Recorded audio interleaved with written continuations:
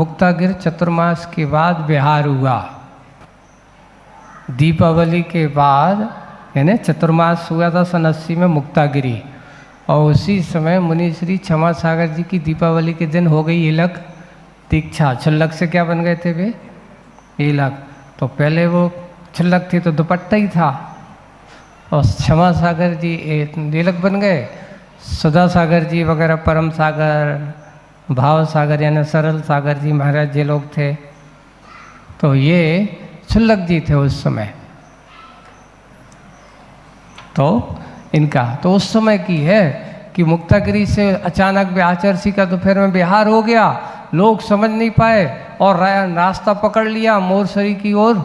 एक नया रास्ते से, कच्चे रास्ते से भटक गए, जाकर के एक खेत में रुकना पड़ा। तो उस समय का ये प्रसंग था। ये इसलिए अब रात्रि में अकेले में ऐसे खेत में सोना, सोचिए एक बार नहीं। हाजर से पूछा आज ऐसे कैसी बार? तो बोले कि ऐसे कई बार हुआ। अभी तो क्या भैया तुम लोग हैं, पुण्य का उदय है तुम लोगों को जो इतने श्रावक देखने को मिल रहे हैं। हमने ऐसे विहार किए हैं कि अपने संग में पहले जब होता था शुरुआत में, छुल्लक जी वगैरह अपने धर्म ध्यान कहते थे, अपनी चटाई, अपना धर्म ध्यान, यहाँ तक कि अपने कंधे पर अपने धर्म ध्यान, अपना बैग, छोटा सा बैग रखो, बाजू में लटकाओ, चलो। कोई तुम्हारे पास कोई हो या ना हो, ये भी विहार होते थे। अब आप लोग सोचो महाराज यहाँ से तो हमने कहूँ देखो नहीं है, क्यों नहीं देखा? क्यों? पहले तुम्हारे श्रावकों को इतनी फुर्सत थी नहीं, तो क्या करें, पहले साधन तो कहीं नहीं था। यहाँ तक कि पहले आचार्य जी कहते थे एक साइकिल वाला मिल गया, सबका सामान लिया, एक साइकिल पर चटाई इटाई दाम दी, चलो बिहार हो गया। साइकिल पे सब सामान, एक मोटरसाइकिल नहीं साइकिल मिल गया, तो वहीं पे वो चल रहा है, जा रहा है, उसी पे चटाई हो गई। हम लोग जब ब्रह्मचारी अवस्था में सन 90 में पहुँचे आचार्य जी के पास, उस समय बिहार में जो भी कहते थे प्राय कर सब महाराज बिल्कुल बीतरागी। वहाँ संग में ऐसा है, चटाई मिल गई तो ठीक, नहीं मिल गई तो बिना चटाई पे रहने दो भैया, आप चाहे ठंडी आज आई नहीं, चटाई नहीं मिली तो उनको क्या करना पड़ता था। और यहाँ तक कि ऐसा नहीं कि आज तो हम लोग अपनी चटाई अपने हाथ से जमा देते थे, महाराज लोग चटाई का उपयोग किया, वहीं छोड़ा और आगे बढ़ गए। तो अब हम लोग रहते थे सब चटाइयों को बांध करके, इकट्ठा करके, बंडल बना करके, और फिर बाद में उनको ले जाना अगले स्टॉप पर, फिर जहाँ महाराज वैसे महाराज आपकी चटाई है, हाँ ठीक। ये चर्या थी पहले संघ की। आप लोग सोच करके आज अपन थोड़ा थोड़ा सा क्या सुविधा भोगी ज़्यादा हुई, तो महाराज भी थोड़े से अपनी सुविधाओं में अपनी अपनी अलग हो गई। पहले संघ में इस प्रकार, यहाँ तक कि आचार्य श्री आज चटाई नहीं मिल पाई तो आज रात पर ठंडी में बैठ के निकाल पाए। क्या करें, पीछे रह गए थे, पहुँचा नहीं पाए। ये तपस्वी की साधना होती थी। एक बार एक बिहार की, आपको आज संस्मरण का ही तप धर्म हो जाना दो। सरोंज की बात है ना। सरोंज सन 89 में पंचकल्याणक की एक महाशय ने बता दिया कि आचार्य श्री मंडी बामोरा से एक सीधा रास्ता जाता है, जो बिल्कुल शाम को हम जाते हैं, शाम को पहुंच जा सरोंज। अब जाने बताई कि हम साइकिल से जाते हैं कि पैदल जाते हैं,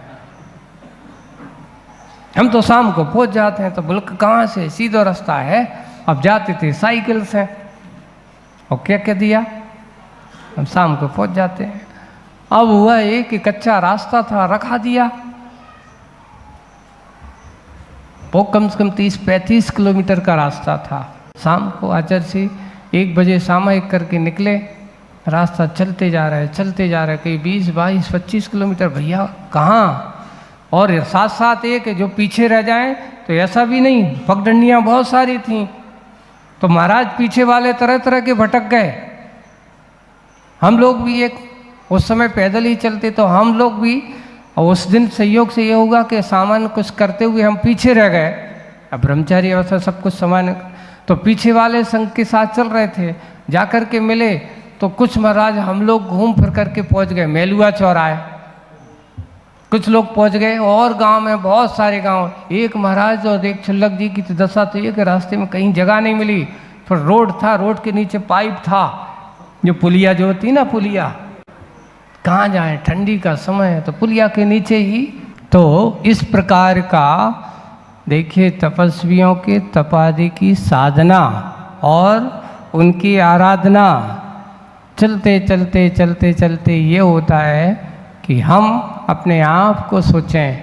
पूज्य आचार्य भगवान ने जो आज इस कलिकाल में, इस पंचम काल में वास्तविक रूप से जो मुनियों की चर्या, जो तपस्या हुआ करती थी, अगर देखने को मिली तो आचार्य श्री ने जो शुरुआत में साधकों को जो तपस्या का मार्ग दिखाया है वो शायद कहीं और देखने को नहीं मिला। आचार्य श्री ने कहा नहीं, आचार्य श्री ने तप करके दिखाया है। हम लोग, मुझे याद है 90 के चतुर्मास में जब आचार्य श्री ने 9 उपास लगातार किए थे, निर्जला, कितने 9 उपास पूरे के पूरे, और हम लोग सोचते थे अब आचार्य श्री आज उठेंगे, आचार्य श्री आज तो अब आएंगे, कमंडल जंगल हो, फिर भी कम से 5 उपास तक प्रतिदिन जंगल जाते थे। सोचिए आप, हम तो सोचते कि अब चलो आज आचार्य श्री को पास हो, आज उठेंगे, जाएंगे, कमंडल धो देंगे, भर के रख जाएंगे आचार्य श्री के सामने, आचार्य श्री समय हो गया, हाँ रख दो, जाओ तुम लोगों को जाना है। पहले से कुछ नहीं बताएंगे कि आज हमारा 1 दिन हो गया, 2 दिन हो गए, आचार्य श्री ये 2 दिन हो गए, हाँ हाँ मालूम है मुझे 2 दिन हो गया, 3रा दिन हो गया, हाँ वो भी मालूम है। 5 उपास तक तो आचार्य श्री ने बिल्कुल हास नहीं होने दिया कि मुझे आगे के उपास करना है, आप लोग विकल्प मत करना, बिल्कुल करते जाओ। और उसमें भी प्रतिदिन कम से कम 2 सामयिक, बड़ी सामयिक बिल्कुल बैठ करके, सुबह और दोपहर की 2-2:30 बजे तक की सामयिक तो आचार्य श्री की पक्की है, स्वाध्याय कक्षा, ऐसी साधना का मार्ग उनको नहीं दिया। और जब ऐसा महान उपसर्ग, बड़े बड़े काम, बड़े बड़े साधनाएं आचार्य श्री की, ऐसा अब आप सोचेंगे सन 1990 में ऐसी साधना चलती, कोई महाराज 12 घंटे से ध्यान में बैठे हैं, पता नहीं। मुनि श्री सदासागर जी महाराज 36 घंटे पूरे खड़गासन महावीर जिनालय में पूरा एक आसन में खड़े होकर के साधना कर रहे, ऐसे लोग चर्चा करते थे उस समय। 36 घंटे तक बिल्कुल रेगुलर आचार्य श्री भी आए, धन्य है ऐसी साधना, ऐसी प्रशंसा करते, बहुत अच्छा। जब कोई ऐसा करके जाता था तो हम सब लोगों को बहुत अच्छा प्रोत्साहन मिलता था। यानी अपने अंदर की मन की निर्मलता अगर तुम्हें लाना हो तो तपस्वियों की साधना को देख करके ही, जैसे आप जिनकी संगति गुरु जी के पास रहते थे और गुरु जी की उस साधना को देख करके अपने आप विशुद्धि और भक्ति बढ़ती थी, ऐसी साधना है, ऐसे 9-9, 10-10 उपास महान साधना के साधना है। और जब हम सब लोग ऐसे, मुनि श्री योग सागर जी ने जब कुंडलपुर में 10 उपास करते तो रोज ऊपर पहाड़ पे वहीं रहते थे, वहीं। और वहाँ जब आचार्य से जाते थे तो बस अकेले में पूछते, कोई हल्ला मत करना, चर्चा मत करना, ज़्यादा कहने से, चर्चा करने से, प्रचार प्रसार करने से साधना में लोग क्या करते हैं, बाधक बन जाते हैं। आज हम करते एक और प्रचार करते इतना सारा, है ना। इसलिए चर्चाएं नहीं होना चाहिए, साधना चर्चा का विषय नहीं होती, साधना तो आत्म आराधना का विषय हुआ करता है। हम जितना जितना अपने आप को साधने चलेंगे तब हमारे आत्मा की शुद्धि का कारण है, मात्र तन को सुखाने का नहीं है। एक छोटा सा प्रसंग सुना करके बात पूरी करता हूँ कि एक साधक एक मुनि महाराज के पास, साधु के पास पहुँचे। महाराज, मैं आत्मा का कल्याण करना चाहता हूँ और मुझे आप दीक्षा दे करके मेरा कल्याण करें। गुरु महाराज कहते, भाई अभी तो तुम्हें अच्छे से तप हो, अभी थोड़े सी अभी दीक्षा के लायक नहीं हो। वो गया, जाकर के खूब तपस्या करने लगा, ध्यान करने लगा, सामायिक करने लगा। गया, महाराज मैं ऐसा करता हूँ, मैं ऐसा करता हूँ, बताने लगा। मैं इतने घंटे बैठ कर के ध्यान करता हूँ, मैंने ऐसे काम कर दिया, मैंने इतना ये पढ़ लिया, ऐसा कहा। तो महाराज ने फिर एक आध महीने बाद गया तो उन्होंने कहा, अभी अभी अच्छे तपे नहीं, अभी और तपो। अभी तुम्हारी क्या नहीं हुई, तपे नहीं है। तो अब गया, एक उपास एक आहार, शरीर सूख गया, दुबला पतला हो गया। 2-3 महीने बाद पहुंचा, महाराज अब आपने कहा, देखो आपने कहा तपो, मैं तप के आ गया हूँ, देखो मेरा शरीर बिल्कुल दुबला पतला हो गया है। तो महाराज कहते हैं, अभी तो और तपो, अभी अच्छे से तपे नहीं हो।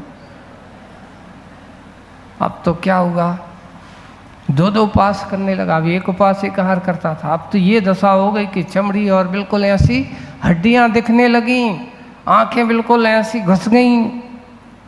जा करके पूछता है, महाराज अब तो दे दो, अब तो कृपा कर दो। बोले कि भाई क्या कृपा करो, अभी तुम्हारी तपस्या पूरी करने के लिए हुई नहीं तुम्हारी। महाराज अब का बचो है, कछु तो नहीं, जो हड्डियां तो न करे आई, अब और का तपाए। आचार्य महाराज कहते हैं, वे गुरु महाराज कहते हैं, भैया मैंने तुमसे कब कहा कि तन को तपाओ, मैंने तो तुमसे कहा है कि अपने अंदर की जब तक ये परिणाम, राग परिणाम, देश परिणाम, कसाय परिणाम, पहले उनकी तपाओ। बाहर को तपाने से कोई काम होने वाला नहीं है। तन को सुखाने से नहीं, मन की विकृतियों को सुखाइए, मन के विकारों को दूर करिए। तपस्या का अर्थ जो होता है, तन तो एक माध्यम होता है, पर अंतरंग की अपने अंदर की परिणति, अपने अंदर के विकार को सुखाना जाता है, अंदर के विकारों को प्रणाम किया जाता है। आप लोगों से कहता हूँ मैं, ये बताओ आप दूध को गर्म करते हो कि तपेली को गर्म करते हो? किसको गर्म करते हो? आग का सामना कौन करता है? तपेली समर करते हैं ना। उसमें रखा हुआ क्या है? दूध रखा है, वो गर्म होता है किसके माध्यम से?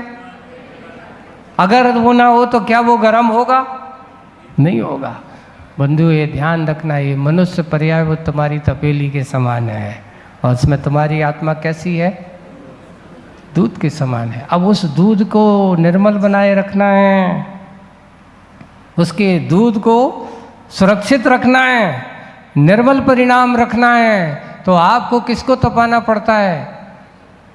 तो ये बताओ, उसको भी आँच देते हो तो समय देख करके करते हो कि ऐसा नहीं? समय के हिसाब से मध्य आँच भी करते हो, तेज भी करते हो।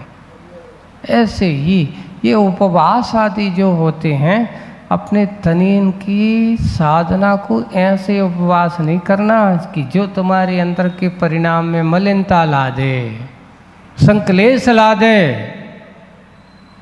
ऐसी उपवास की साधना कोई काम की नहीं। तन मात्र तपेली को गर्म नहीं किया जाता, तपेली में रखे हुए बर्तन में, उसमें रखा हुआ दूध के अंदर के विकार अगर तपता है तो जैसे दूध के विकार दूर हो जाता, वो फटता नहीं, अपने समय तक वह सुरक्षित रहता है। वैसे ही हम अपने आप को आत्मा के लिए उत्तम तप धर्म की आराधना में लगाते हैं, साधना में लगाते हैं, तो अपने अंदर के कसाय भाव, इंद्रियों के विषयों की आसक्ति रूप, संसार के विषय भोगों की इच्छा रूप जो कार्य होते हैं, वे कार्य हमारे दूर होते हैं। ऐसी इसलिए तप किसको कहा? इच्छा निरोधा तपा। अपने अंदर की इच्छाओं पर अंकुश लगाने का नाम तप है, ना कि इच्छाओं को बढ़ाने का नाम तप है। संसार के जीव इच्छाओं को बढ़ा करके तपस्या करते रहते। देखो भर दोपहरिया में धूप में कितनी गर्मी हो, गंदे पानी में कितने घूमते हो, गाड़ी पर कार पर इधर और उधर पसीना बह रहा है, लेकिन क्या करें, काम करना है। ये तपस्या नहीं कर रहे हो क्या? भागा दौड़ी बैठे हैं, बाजार में बैठे हैं, गर्मी बहुत तेज है, छाता लगाए हैं। हमने देखते हैं कई बार जब हम लोग गर्मियों में बिहार करते ना तो पता चल जाता है ऐसी ऐसी बारिश हो रही है, फिर भी दुकान लगा के बैठा है, ठंडी है, बारिश गिर रही है, फिर भी बैठा हुआ है। ये तपस्या क्या? उसको ठंडी नहीं लगती? ये तो लेकिन किसके लिए कर रहा है वो तपस्या? मात्र सांसारिक चीज़ों की इच्छा को लेकर के, लेकिन वह निर्जरा नहीं होती। एक तपस्वी जो होते हैं सांसारिक इच्छाओं से परे होकर के अपने आप को आत्म साधना के कार्य में लगाए रहते हैं, वे ही महान तपस्वी होते हैं।